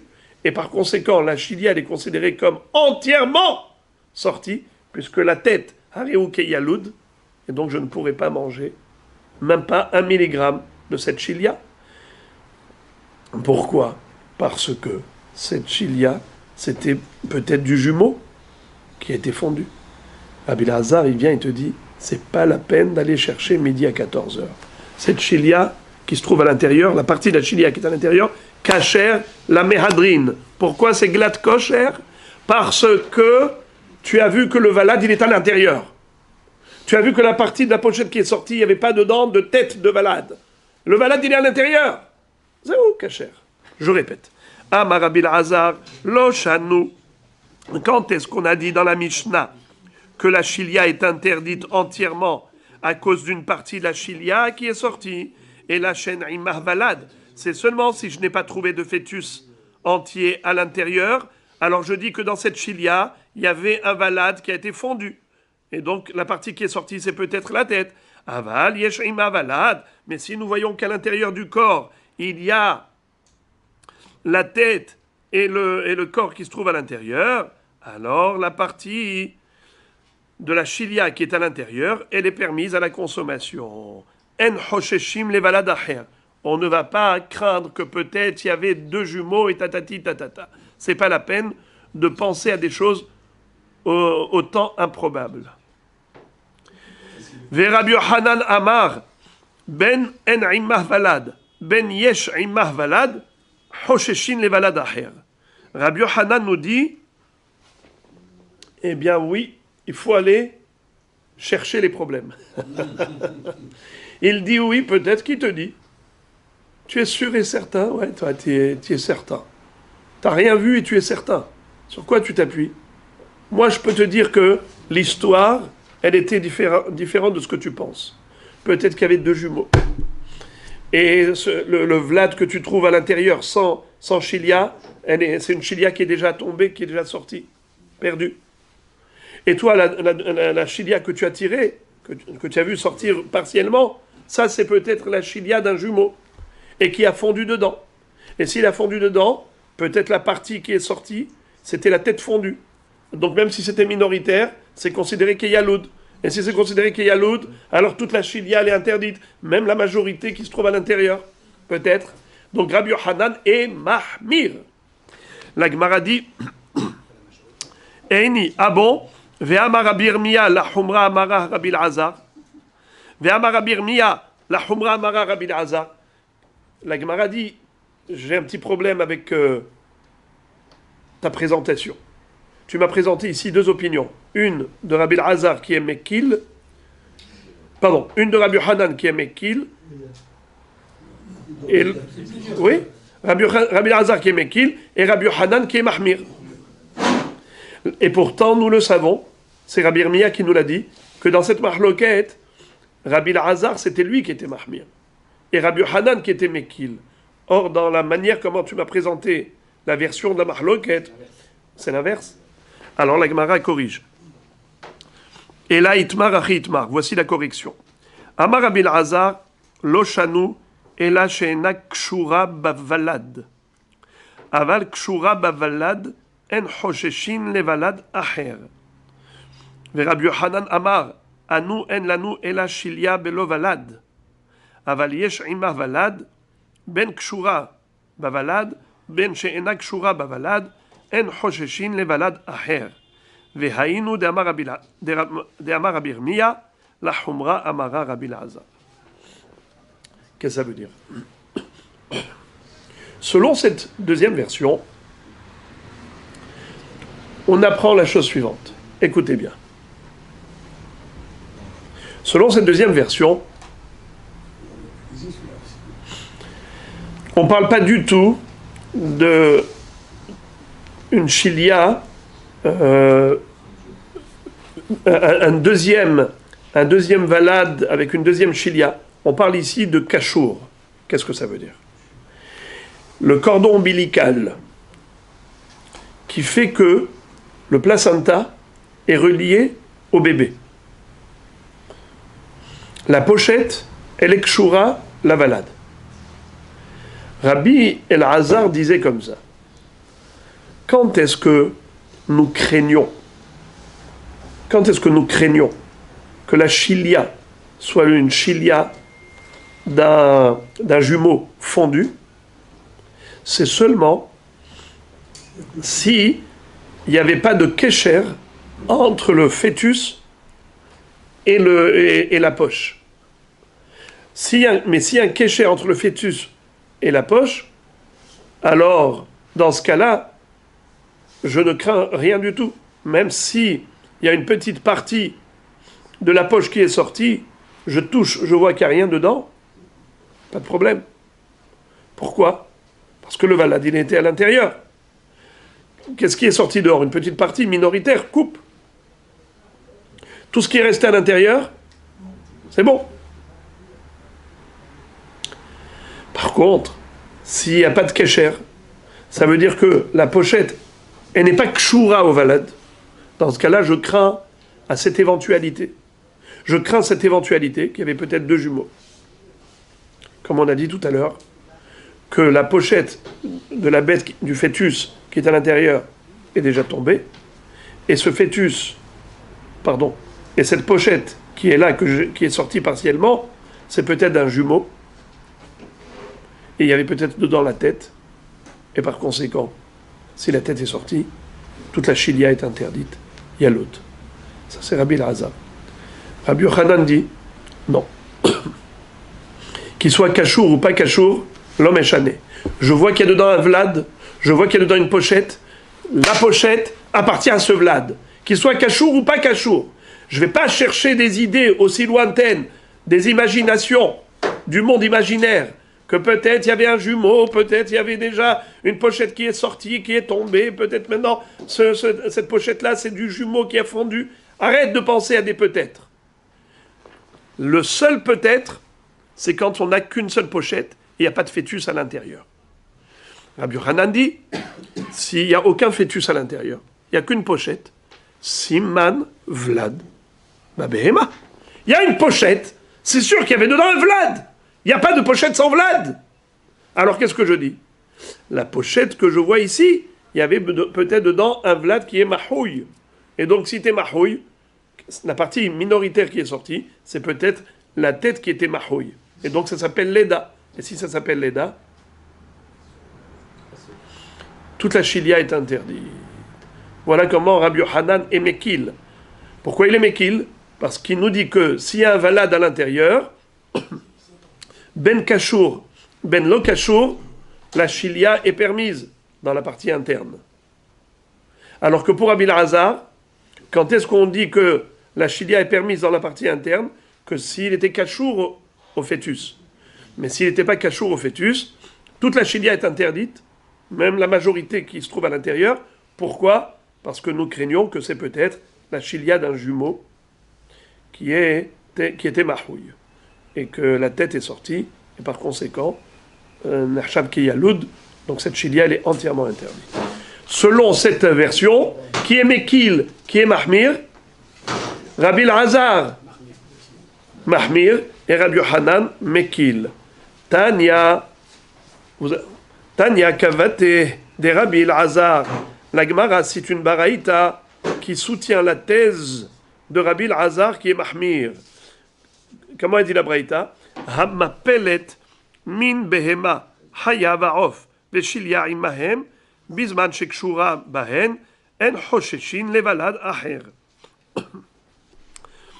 Une femme qui... Maintenant, on ne parle plus de vache, on parle de femme. Vous savez qu'une femme, quand elle accouche un garçon, elle est tméa pendant 7 jours. Et si elle accouche une fille, elle est tméa pendant 14 jours. Mais après ces 7 jours de Toum'a pour un Zahar, ou 14 jours de Toum'a pour la naissance d'une fille, il y a ce qu'on appelle Dam Tohar. La femme, même si elle a du sang, Mina Torah, après être partie au mikvé, elle va être Tehora pour son mari pendant 33 jours, si c'était un garçon, Tehora à son mari pendant 66 jours, si c'était une fille. 33 plus 7 égale 40, 14 plus 66 égale 80. Ça veut dire que pendant ces 40 jours, pour un garçon, ou 80 jours pour une fille, elle n'a pas le droit de rentrer au Beth Amikdash, elle n'a pas le droit de manger les korbanot. Bechol kodesh lotiga ve'el amikdash lotavo ad melot yemet tahora. Comme c'est écrit dans Parashat Tazria. En tout cas, ce que nous comprenons ici, c'est qu'en fonction du genre du bébé, si c'est un garçon ou une fille, il y aura une période plus ou moins longue de tahara. Mais tout cela, c'est par rapport à une certitude. Quel est le din lorsqu'on a un safek? Par exemple, il y a un safek, est-ce qu'elle a eu un garçon ou une fille? Qu'est-ce qu'on va faire? On va être mahmir dans les deux sens. On va être mahmir dans la Toum'a et on va être mahmir dans le Dam Tohar. Peut-être que c'est un garçon, peut-être c'est une fille. Combien de temps pour un garçon, la femme est Tme'a, Toum'a Tioledet? 7 jours. Pour une fille, 14 jours. On va dire que c'est peut-être une fille, 14 jours de Toum'a. Au niveau de Dam Tohar, elle est permise à son mari pendant combien de temps? Pour un garçon, 40 jours, c'est-à-dire 33 jours après les 7 jours, ou 66 jours pour une fille après les 14 jours. Donc il y a une Kula et une Humra chez la fille, il y a une Kula et une Humra chez le garçon. Chez le garçon, c'est quoi la Kula? Moins de jours de Toum'a pour son mari. Chez la fille, il y a 14 jours de Toum'a, mais il y a aussi plus de jours de Dam Toha, 66 jours, alors que chez le garçon, c'est que 33 jours. Maintenant, quand on a un safek, est-ce qu'elle a eu un garçon ou une fille? Qu'est-ce qu'il faut dire? Hein? Humra dans la Toum'a, Humra dans Dam Toha. Donc je lui donne le maximum de Toum'a, c'est combien? 14 jours. Je lui donne le minimum de Dam Toha que moins que 33. Elle n'aura pas 33. 33 moins 7, ça fait combien? 26. Elle aura 26 jours seulement de Dam Toha. Pour arriver à la fin des 40 jours. 40 jours, mais 40 jours moins 14.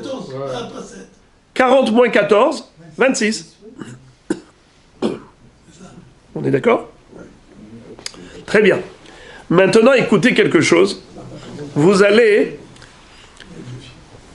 Maintenant, écoutez quelque chose. Et s'il vous plaît, restez assis. Imaginons qu'elle ait donné naissance à une forme, à un monstre qui est ni Zahar, ni Nekeva. Ils s'embrouillent. Il met. Hein? C'est-à-dire, min behema. Tu vois la forme? C'est la forme d'une behema. Androgynos. Oh non, androgynos, c'est déjà un être humain.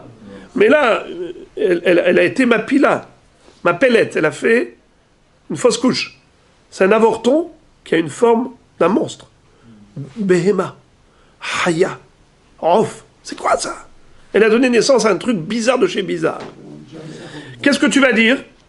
Pour un Zachar, 7 jours, et après, ça y est, Dame Toar. Pour une fille, 14 jours, et après, Dame Toar pendant 66 jours. C'est ni une fille, ni un garçon. Donc elle fait rien. Alors, c'est quoi? Regardez-moi ça.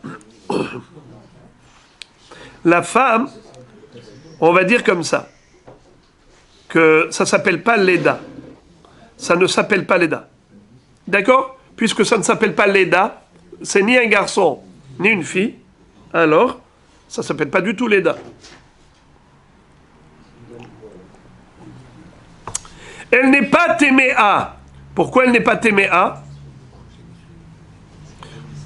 Nachon? Regardez Rashi. Min behema hayav ha'of. Rabbanan hi de'amre masechet nida. Kol she'en bo mitzurat adam eno valad. Hachamim dans Masechet Nida nous disent que s'il n'y a pas de forme humaine dans ce petit avorton, eh bien ça ne s'appelle pas du tout l'Eda. D'accord? La vérité, c'est une mahloket Tanaïm.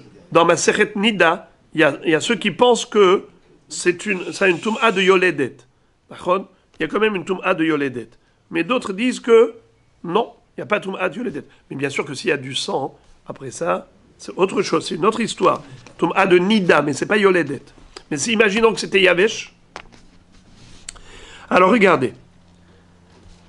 Bisman shekshura bahen en hosheshin levalad acher. Si le petit monstre, ça veut dire était kashour au placenta, alors on dit, c'est ça ce qu'elle avait. Donc elle n'est pas yoledet. Par contre, enak shura bahen, mais si elle n'était pas kashour, dans la mesure où il y a une pochette placenta qui n'est pas kashour à ce petit monstre-là. D'accord? Arrête Mathilde. Areni matil aleha homer shne vladot. Shani omer shema ni moach shapir shel shilia. Shema ni mocha shiliato shel shapir. Qu'est-ce que ça veut dire? Dans le cas où je vois que c'est pas kashour, maintenant j'ai juste une shilia toute seule, alors là, je vais lui donner toutes les humrot à cette femme, toutes les humrot. Regardez ça. Rachidi. Areni matil alisha azot homer shte vladot. La humra de 2 bébés. Hosheshin, Shema, Haya, Beshilyazu, Vlad, Gamour, Nekeva. Veteshev, Alav, Linkeva. Peut-être qu'il y avait, dans cette poche, peut-être qu'il y avait un jumeau. D'accord? S'il y avait un jumeau, donc, maintenant, comment on va considérer ce petit jumeau? Peut-être que c'était une Nekeva. Peut-être c'était une jumelle, une fille. Si c'est une fille, combien de temps la yoledet elle est interdite à son mari? 2 semaines. Teshev alav linkeva. Va filou beleda yabeshta teme ashvuaim. Même s'il n'y avait pas de sang qui est sorti, donc elle n'est pas nida.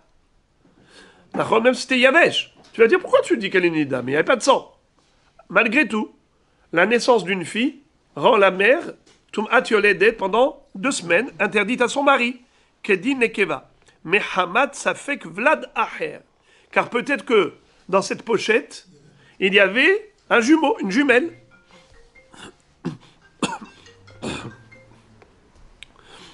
Vegam humro shel ze natil aleha venomar vlad ze mishilyazu velo hayaba vlad acher vezu ena vlad ven la shum yemet tohar vehainu homer.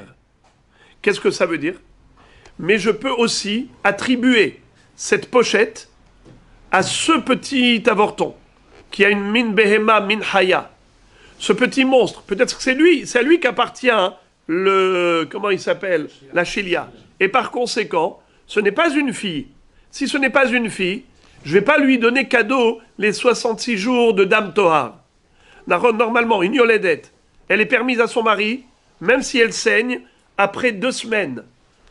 Après 2 semaines, elle va au mikvé. Ça y est, Tumat yoledette, elle n'est plus Tumat yoledette. Pendant 66 jours, même si elle saigne, ça s'appelle Dam Tohar. Elle est permise à son mari. Juste, elle n'a pas le droit de rentrer au Beth Amikdash ou manger des corbanotes.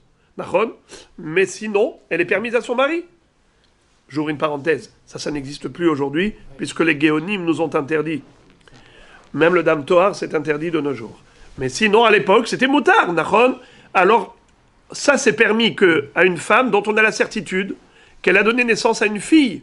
Mais là, maintenant, qu'est-ce qu'elle a donné naissance à quoi? Cet avorton, c'est quoi? C'est pas une fille. C'est min behema, min haya, min off. Alors, qu'est-ce que tu lui donnes maintenant 66 jours en cadeau? Elle n'a pas. Tu lui donneras pas. Tu lui donneras déjà 2 semaines de Toum'a comme une fille. Pas 1 semaine comme une nida. Une nida, c'est 1 semaine. Pas 2 semaines. Là, tu lui donnes 2 semaines de Toum'a. Car peut-être, dans cette pochette, il y avait une fille qu'elle a avorté, qui est déjà partie, on ne la voit pas, cette petite. Parce que tu vois que la pochette, elle n'est pas kshura. Elle n'est pas rattachée par le cordon ombilical avec ce fœtus. D'accord? C'est la raison pour laquelle tu dis qu'il y avait peut-être une jumelle qui est tombée. Donc donne-lui 2 semaines de Touma. Ah, dans ce cas-là, tu lui donnes 2 semaines de Touma. Fais-lui un cadeau. Donne-lui une fleur. 66 jours de permission avec son mari. Non. Pourquoi non? Parce que peut-être que cette poche-là, qui est détachée du fœtus, peut-être que c'était de ce fœtus. Or, ce fœtus, c'est pas une fille. Ce fœtus, je vois, c'est min behema, min haya, min off. C'est un petit monstre. Alors, dans ce cas-là, qu'est-ce que je dis? Il n'y a pas de Dam Tohar. Ma pitom, je vais lui offrir 66 jours de Dam Tohar. C'est même pas une fille. Alors, c'est ça le Homer. Haïnu Homer. Sheim lo nimtza ze'ima, kaimalan masechet nida, hamapelet shilia, teshev la zachar ve la nekeva, venotnim la miha yeme tohar shel zachar, de en shilia blovalad, avalezu en yeme tahara. Quand est-ce qu'on dit que on donne 26 jours de tahara? Parce que ça fait que zachar, ça fait que nekeva. C'est seulement si tu vois une femme qui a perdu une shilia. Elle a perdu une shilia, tu sais que en shilia belo valad. Il n'y a pas de shilia sans fœtus. Alors ce fœtus, c'était quoi? Le fœtus, je ne le trouve pas. Il a fondu. Il y a eu une maladie qui a tué le fœtus. D'accord? Maintenant, qu'est-ce qui a fondu? C'était une fille ou un garçon? Je ne sais pas. Quel humra je fais? Les deux. Humra de Yemetum'a, 14 jours. Le humra de Yemetohar, 26 jours, 40 moins 14, 26. Je donne que 26 jours. Nahon? Pas 66 jours, que 26. Parce que peut-être c'était un zachar. Mais quand est-ce que je fais ce compromis-là? C'est lorsque je n'ai qu'une pochette qui est sortie. Mais là, je n'ai pas qu'une pochette. Là, j'ai aussi à l'intérieur du ventre de cette femme, qu'est-ce qui est sorti? Min haya, min behema. Nachon? Donc c'est ni une fille ni un garçon. Donc si ça lui appartient, cette pochette-là était liée à ce fœtus, qu'est-ce que tu lui donnes maintenant en 26 jours de Torah? Pourquoi tu lui fais cette fleur? Pas du tout. Elle n'est pas yoledet zachar, elle n'est pas yoledet nekeva, elle est yoledet behema. Dans yoledet behema, il n'y a pas de Dam Tohar. Il n'y a aucun jour de Dam Tohar. Voilà Moray Verabotaï. On aura compris la baraïta. Très très bien. Voilà donc ce qu'on a appris comme... On a appris comme qui? Comme Rabbi Lazar. Rabbi Lazar, qu'est-ce qu'il disait? Il disait que si ce n'était pas kashour, alors en effet, il y avait lieu de craindre autre chose. Pas comme Rabbi Yochanan. Rabbi Yochanan a dit, ben kashour, ben lo kashour, on attribue la pochette à quoi? Au fœtus qu'il y a dedans. Il y a un fœtus, il y a une pochette. Eh bien certainement, cette poche, elle provient de qui? Du fœtus. Rabbi Yochanan, il dit, on ne va pas chercher des problèmes imaginaires. Mais Rabbi Lazar dit non. Quand est-ce qu'on dit que, en effet, cette poche provient du fœtus? S'ils sont liés par le cordon. Mais s'ils ne sont pas kshurim, alors peut-être qu'il y avait ici un jumeau. Et en effet, ce qu'a dit Rabbi Hazar est corroboré par la Braïta qu'on vient de lire maintenant. Hamapelet min behema hayav ha'of ve'shilia imahem bizman shekshura bahem en chosheshin levlad acher aval im ena kshura bahem hareni matil alea chomer shne vladot.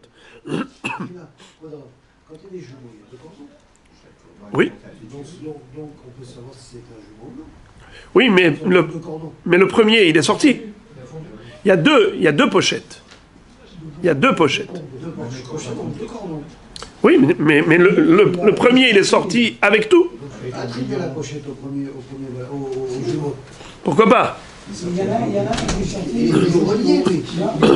S'il est relié, si c'est relié, il n'y a pas de question.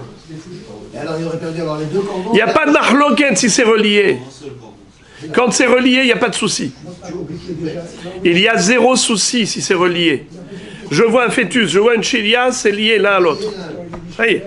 C'est tout le problème, c'est que quand c'est pas lié, lorsque ce n'est pas lié, là il y a lieu de se poser la question. Est-ce que ça c'est la pochette de ce fœtus?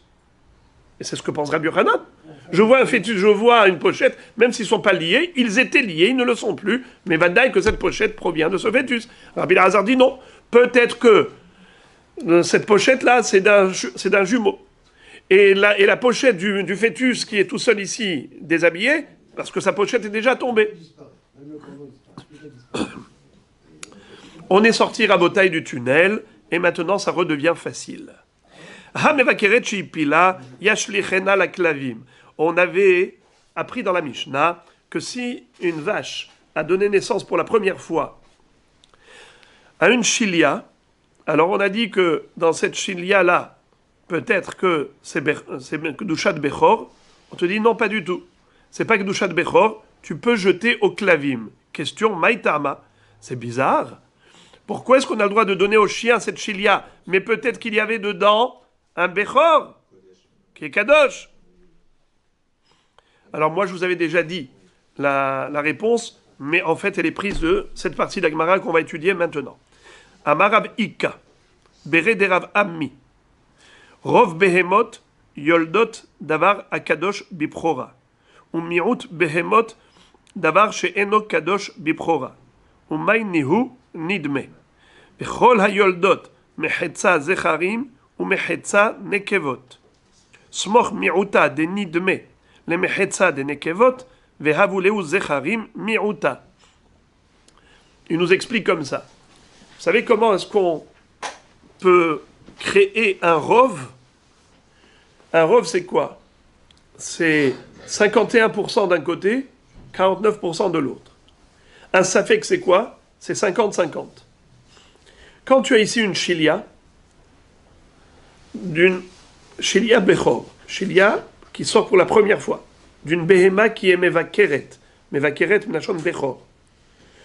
Dans cette chilia, tu ne sais pas s'il y avait ici un zachar ou nekeva. Zachar, nekeva, c'est 50-50. Il n'y a pas plus de probabilité qu'elle donne naissance à un bechor zachar, qui est kadosh biprora, plutôt qu'à une nekeva, qui n'a pas de kudusha de bechor. Ça fait 50. Mais on te dit comme ça. Dans les 50% de bechor qui est kadosh, même si tu vas me dire que c'est peut-être un bechor, un zachar, mais il y a choliot que c'était un zachar nidme. Zachar nidme, ça veut dire, comme on a dit tout à l'heure, une brebis qui a donné naissance, bizarrement, à un chevreau. Une chèvre qui a donné bizarrement naissance à un mouton. On sait qu'il n'y a pas de kedusha dans ce zachar. Donc, premièrement, c'est comme ça que on fait basculer la balance par rapport, ça fait kadosh, ça fait keno kadosh, lo kadosh. Pourquoi lo kadosh? Parce que tu as un rov de logique, un rov de probabilité que ce n'est pas kadosh. Comment tu fais? Eh bien, ça fait que zachar, ça fait que nekeva, 50-50. Et après, même dans 50 de zachar, tu lui enlèves les chances de kedusha. Comment? Parce que même si c'est zachar, peut-être que c'est nidme. Si c'est nidme, donc tu as retiré des 50% de kadosh, tu les as retirés, tu les as mis du côté de Nekeva, que non Kadosh. Ça te fait plus de probabilité, plus de pourcentage de probabilité de non Kadosh que pourcentage de Kadosh. Donc non Kadosh. Puisque c'est non Kadosh, alors la chilia est une chilia de non Kadosh et tu peux jeter au chien. Oui. Nidmé, c'est pas courant. Hein? Nidmé, c'est pas courant. Mais c'est probable. C'est pas courant, c'est pas quelque chose qui est. Excusez-moi. Non. Dans le cas de Moum, il n'y a pas. Pourquoi j'ai besoin d'aller chercher toute cette question après? Pourquoi j'ai besoin d'aller chercher toute cette question? Des questions après, c'est terminé. Quelle question après? Oui, mais peut-être qu'il n'est plus là. Peut-être qu'il est là. Il y avait un petit qui est sorti. Maintenant, ce qui sort, c'est la chilia. Le placenta qui sort, où est-ce qu'il est? Non, mais on a dit qu'il y avait deux possibilités. Enfin, dans le doute, à 50-50, on a en plus Zahar Nekeva et on dit qu'on avait en plus les Ils ont rentré chez nous. Ouais. Pourquoi je vais jusqu'à Nibné? Je peux dire tout simplement qu'il y avait un moum. Ça m'intéresse pas. Ça. Et moi, je vais corriger. Très bien. Très bien. Ça, c'est un moum. C'est un moum. C'est aussi un moum. Il n'y a Nahon. que faire. Ba mukdashin tikaver. Ba mukdashin tikaver.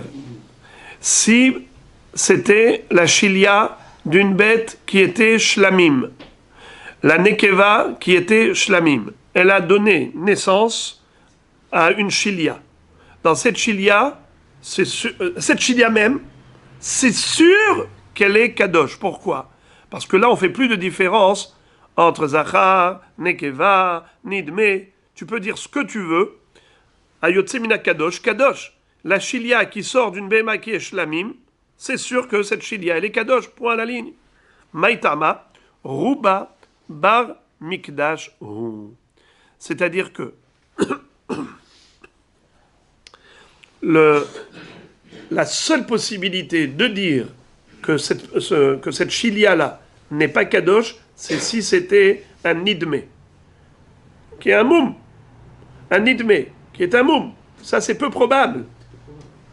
La probabilité, la forte probabilité, c'est qu'elle donne naissance soit à un zachar, soit à une nekeva. Zachar ou nekeva, c'est raoui les kedusha. Donc, bevadaï que la chilia est kadosh.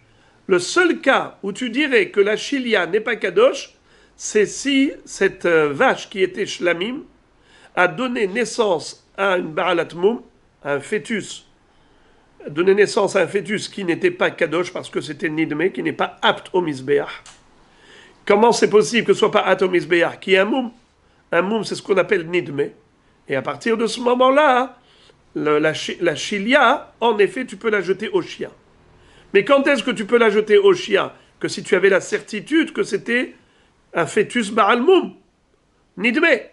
Mais jusqu'à preuve du contraire, on ne va pas chercher midi à 14h. On va d'après le Rov.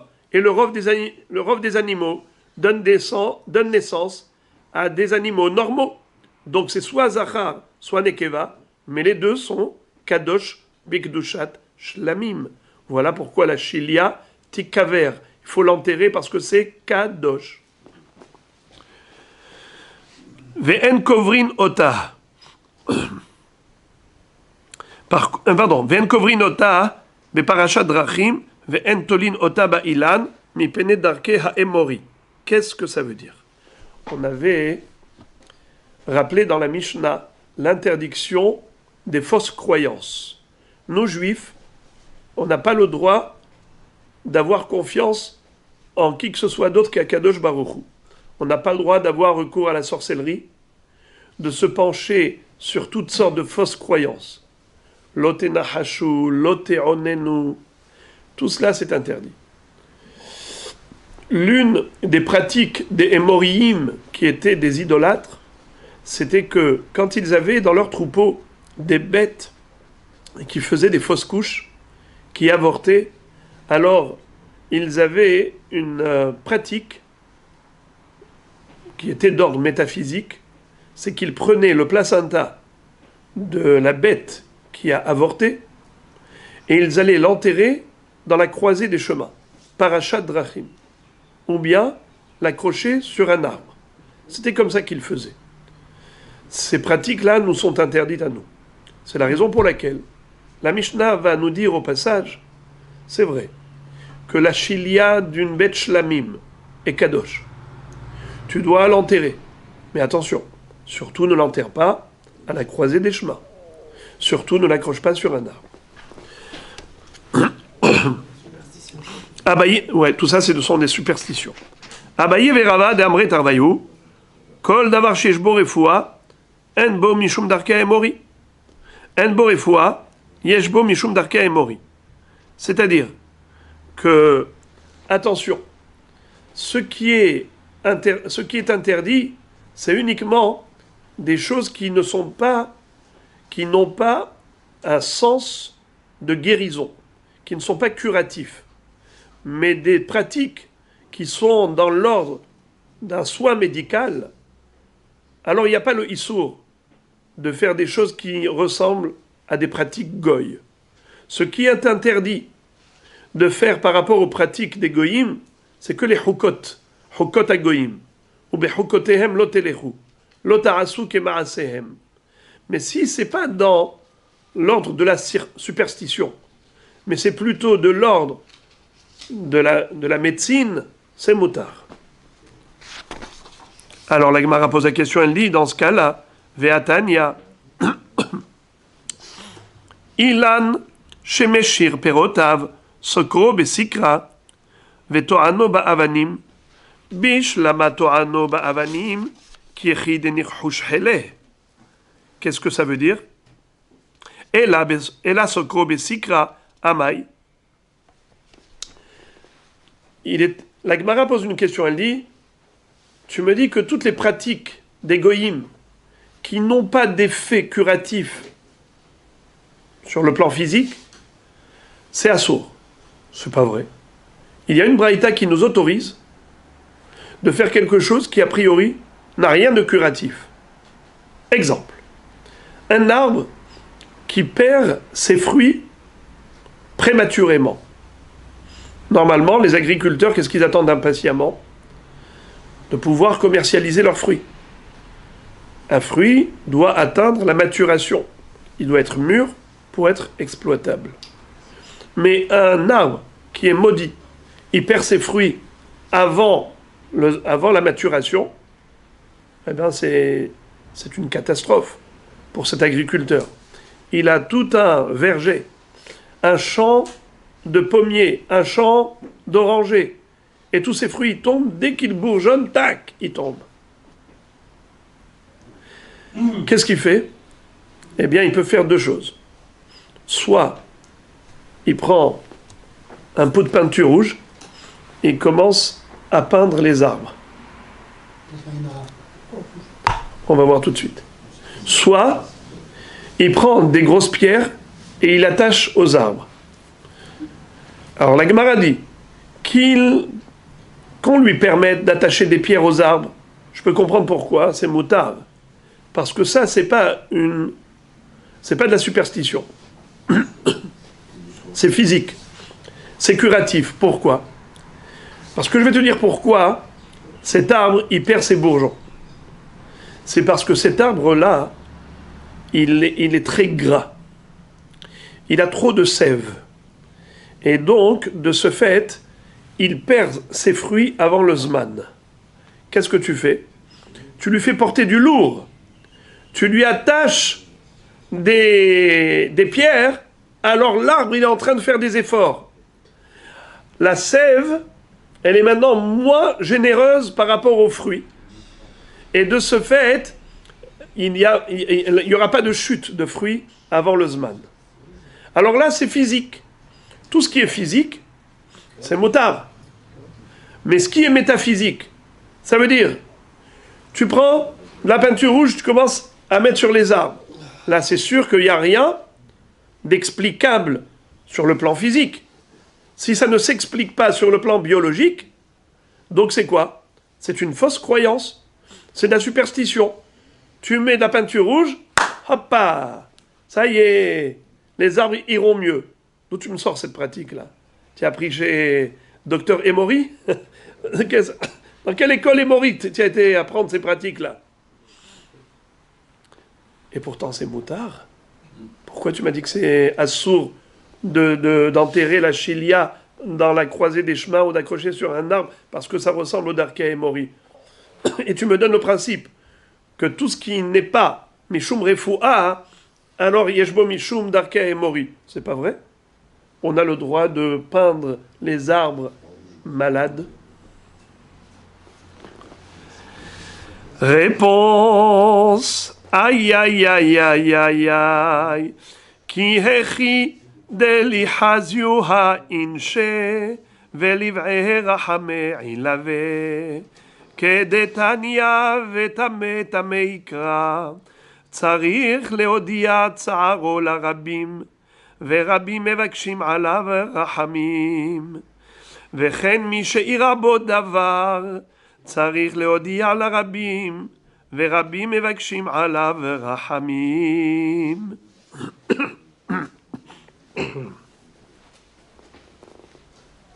En fait, la peinture rouge, ce n'est pas du tout parce que nous croyons que ça va avoir un effet curatif de manière métaphysique, comme les Darkei Mori.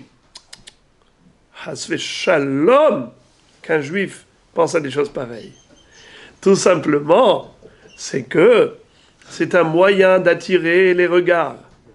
Les gens qui vont passer en voiture à côté de ces palmiers, à côté de ces régimes, de ces bananiers, ils vont voir, ils disent, pourquoi c'est en rouge là? Pourquoi c'est pas en rouge là? C'est quoi cette histoire? Ça, c'était un siman. Les gens savaient que, avec ce siman de peinture rouge, c'est que l'arbre est malade. Et quand ils voient ça, ils disent, Ribono shel olam, aie pitié de ce bon juif. Envoie réfoua chez Léma à ces arbres. Hachem, donne une bonne santé à ces arbres, qui puissent produire des fruits en leur temps. La tête pirio, asher pirio iten be'ito ve'aleu lo ibol, ve'chol asher ya'ase yatzliach. Moraï v'rabotai, qu'est-ce qu'on apprend de cette Gemara? On apprend la Ahavat Israël. On apprend que quand vous recevez des messages, SMS, priez pour X, pour Y, ne restez pas indifférents. Oui, prendre le temps de lire un shir la Ma'alot et de prier Hachem pour cette personne. On entend des miracles, des Nissim Veniflaot, des personnes qui étaient malades et ont guéri. Pourquoi? Parce que tant de gens vont prier pour cette personne. Et on le savait, que les Juifs ne vont pas rester indifférents. Et ça, on l'apprend du lépreux, le Metzora. Vetame tameikra. Badad yeshev michutz lamachane moshavo. Et tame tameikra. Qu'est-ce que ça veut dire? Il va dire à tout le monde, attention, éloignez-vous de moi. Je suis impur. Le Metzora devait annoncer à tout le monde qu'il était lépreux. Tame tameikra. Pourquoi faire? Pour que les gens aient pitié de lui. Qu'ils disent Ribono shel olam, cet homme a dit du Lachon Hara. C'est vrai, il a mérité la lèpre, mais maintenant pardonne-lui. Guéris-le. La force de la prière, du tzibour, que tout le monde prie pour cette personne. Entre parenthèses,